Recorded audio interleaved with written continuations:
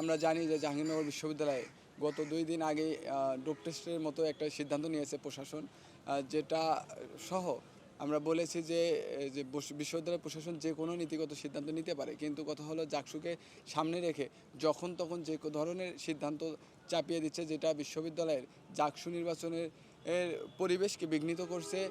আমরা চাই যে বিশ্ববিদ্যালয়ের সদিচ্ছা আছে এবং সদিচ্ছা থেকে এই ডোপ টেস্টটা করুক। এবং আমরা দেখতে পাচ্ছি এবং সোশ্যাল মিডিয়াতে শুনতে পাচ্ছি যে জাহাঙ্গীরনগর বিশ্ববিদ্যালয়ে জাকসু নির্বাচনের আমেজ তৈরি হয়নি।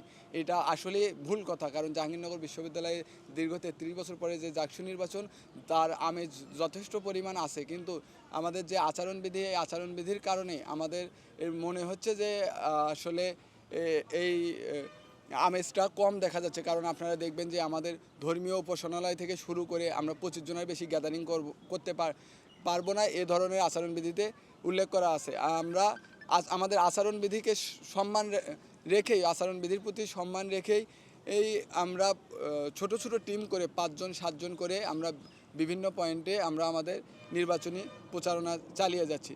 যেহেতু বিশ্ববিদ্যালয় প্রশাসন নির্বাচনের আয়োজন করেছে এবং তারা একটি আচরণবিধি প্রণয়ন করেছে, আমরা সমস্ত ধরনের আইন শৃঙ্খলার প্রতি সম্মান জানিয়েই সেইভাবেই আমাদের কাজ করে যাচ্ছি। যার জন্যই মনে হচ্ছে যে আসলে ক্যাম্পাসে হয়তোবা জাকসু নির্বাচনের আমেজ কম, অথবা আমরা উৎসবমুখর পরিবেশটা আরও বেশিভাবে ফুটিয়ে তুলতে পারতাম যদি আমাদের অ্যাক্সেস থাকতো, যে আমাদের যারা প্রাক্তন শিক্ষার্থী অথবা জাকসুতে যারা প্রাক্তন লিডার ছিল তাদেরকে নিয়ে এসে বিভিন্ন সভা সমাবেশ বা বক্তৃতা দেওয়া, অথবা আমাদের রানিং ছাত্রদের কাছে যাওয়া, অথবা জাকসুর অভিজ্ঞতা কেমন, এই ধরনের আলোচনা সভার আয়োজন করা। তাহলে সেখানে শিক্ষার্থী সহ শুরু করে বিশ্ববিদ্যালয়ের প্রশাসন কিন্তু আসলে এই বিশ্ববিদ্যালয়ের বা কর্মচারী কর্মকর্তা এই বিশ্ববিদ্যালয়ের আওতার বাহিরে না।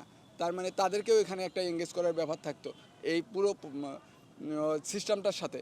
কারণ নির্বাচিত ভিপি শুধু কাজ শিক্ষার্থীদের অধিকার আদায়, যেমন একই সাথে শিক্ষার্থীদের সাথে প্রশাসনের ডিল করা, শিক্ষার্থীদের সাথে কর্মচারী কর্মকর্তাদের ডিল করা, সমস্ত বিষয়ের সাথে এঙ্গেজ। যার জন্য সকল ধরনের অংশীজনকে একত্রিত করার জন্য বিশ্ববিদ্যালয় প্রশাসন চাইলে আচরণবিধির প্রতি একটু শিথিলতা আনতে পারত, অথবা আচরণবিধিতে শিক্ষার্থী বান্ধব হয় এই ধরনের আচরণবিধি প্রণয়ন করতে পারত।